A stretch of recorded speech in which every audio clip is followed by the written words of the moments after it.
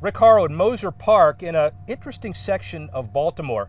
This is like any other city, inner city area all over America, where fields are being renovated and education and positive social good basically carries the day. One of the leading digital education companies in the world is involved in a lot of these processes and the continuity of them and the compatibility of them. Jon Chapman, founder, EverFi, how are you? I'm doing well, Rick, thanks. You guys basically broke the mold. The numbers say you have $250 million of new venture capital, 18 million learners, which is big, 20,000 kindergarten through 12 schools, 4,300 partners. That's pretty prolific. Having that set up, what exactly do you do? Sure, well, first of all, we work in communities like right here in West Baltimore, so it's actually appropriate that I think we're here today. These are the types of communities that we've always prioritized working with as an organization. We are an education technology company. Yeah. We're one that teaches young adults through adults critical skills. And so critical skills for us can be topics that put a lot of pressure on individuals, families, communities like here in West Baltimore, things like financial literacy, health and wellness, other types of topics that are often under-taught in the school day. They're sort of, they get a bit of the short shrift, and oftentimes communities like this don't have the resources to bring kind of next generation education technology to those students in those communities. So we've built a company that's built on partnering with the private sector to bring our learning technology to communities like here in West Baltimore and all across North America, where we're working with 20,000 schools and about 6 million learners annually. Well, and the number's obviously prolific, but it's also in schools' interests. We'll get to teams and leagues in a minute. Sure. But the corporate partnership model, where it's not just philanthropic, but it's important for these corporations to make the social statement. So often they'll partner with you to deliver this kind of product to schools? Yes, absolutely. That's the essential of our model at EverFi. We create these public-private partnerships. You've got a school that consumes our technology and delivers it in the classroom. We work with teachers and educators all across the country to do that. We go ahead and power that technology. We service and update and continually make sure it's the best it can possibly be. And then we take their support. They essentially license that technology on behalf of that community that they care about. It could be in the a footprint of where they do business. It could be for other kind of community affairs objectives, but it really creates a win-win. Kids get access to this technology that teaches these critical skills. Those organizations get a chance to create a really strong corporate social responsibility initiative, and at the end of the day, communities like here get to benefit. Well, that's agnostic in the sense that that's not really sports, but it's social good. It cuts across all disciplines, not just sports. Absolutely, and we're looking to work in, again, topic areas that we call critical skills, ones that you think about something like financial literacy, which was our flagship content area when we started the business almost 10 years ago.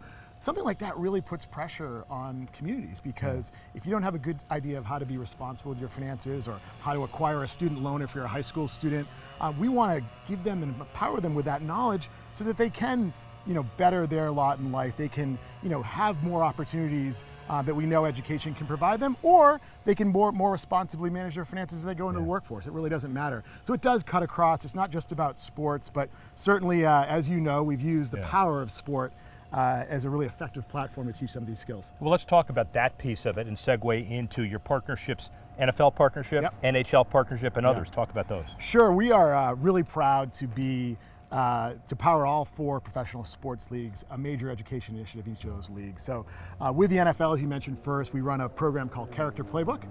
It's a character education program to help teenagers develop better habits around healthy relationships, so sort of those awkward middle school years when you're in 8th grade. It's important to instill those types of habits. So we work with all 32 NFL clubs to promote that program in middle schools across the country. With the National Hockey League, we run a program called Future Goals. Future Goals uses the game of hockey to teach students about STEM, science, technology, engineering, and math, as well as careers associated with STEM. That's a really exciting program all across now 31 markets in North America, the US and Canada. With the Major League Baseball, we are really excited. We just launched a program with them this past June called Summer Slugger, and that attacks summer learning loss, particularly in elementary school age students, and in particularly in communities that are underserved or lower socioeconomic communities where resources to keep kids sharp over the summer aren't as plentiful. And so that really fills that gap. And then with the NBA, we've worked for many years on a financial literacy program in several markets across the league. And let's focus on Summer Slugger for a minute because it's quite innovative. And Joe Torre, who's the chief baseball officer as well as the commissioner, have expressed just really significant unbridled support for the program. So talk a little more about that. Yeah, so Summer Slugger is our newest partnership with a professional sports league and one we are super excited about. In June, as you mentioned, Chief Baseball Officer Joe Torre attended the Dream Academy in Harlem, where we launched the program officially in front of about a couple of hundred students, elementary school age students in that school. We had Harold Reynolds from MLB Network there. We had executives from Commissioner Manfred's office there, as well as several other dignitaries from clubs. The Yankees also showed up with their community team and gave all the students at the end of the program free tickets to a Yankees game.